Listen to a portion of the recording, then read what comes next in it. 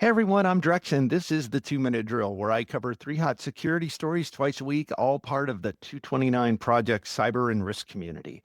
I try to keep the podcast mostly plain English and mostly non technical, so it's easy for everyone in the organization to consume, so that everyone can do their part to keep patients, families, and the whole health system safe. Today's episode is brought to you by Google. Healthcare systems are lowering costs and boosting endpoint security with Chrome OS devices paired with Chrome Enterprise, a secure browser that's trusted by billions of users. So now there's a better way for healthcare teams to work safely on the web. Learn more or schedule some time with the Google Healthcare team at thisweekhealth.com/Chrome OS. Good to see everyone here today. Here's some stuff you might want to know about.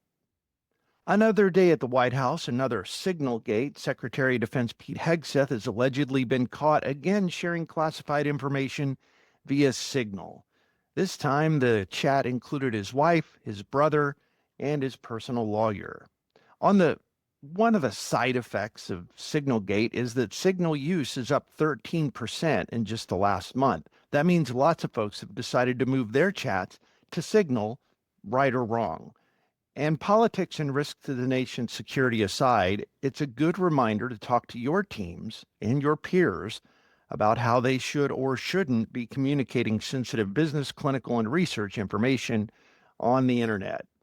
This is one of those things I feel like we've talked about several times, but reminders are always good. And sometimes just raising the reminder will be enough to have teammates shine a light on a broken workflow process or something else that's kind of outside your expected communication channels. Better to find out before you're exposed than have to deal with another emergency. I've talked about the Oracle breaches in the past couple of weeks. There's been two of them, one that affected Oracle Health customers and another that exploited Oracle Cloud login data. Well, now CISA has issued recommendations to organizations using Oracle, including resetting passwords and monitoring logs for odd activity and doubling down on MFA, multi-factor authentication. You can find out more at CISA.gov, and the story is on the website. Today's final story, those crosswalk buttons you press as you wait to cross the street? Well, it turns out those buttons are being hacked in several cities, often to add in the AI-spoofed voices of Jeff Bezos or Elon Musk or Mark Zuckerberg. In Seattle this week, one button was hacked so that when you push the button, a fake Jeff Bezos introduced himself and announced that the crosswalk was being sponsored by Amazon Prime. Obviously not true.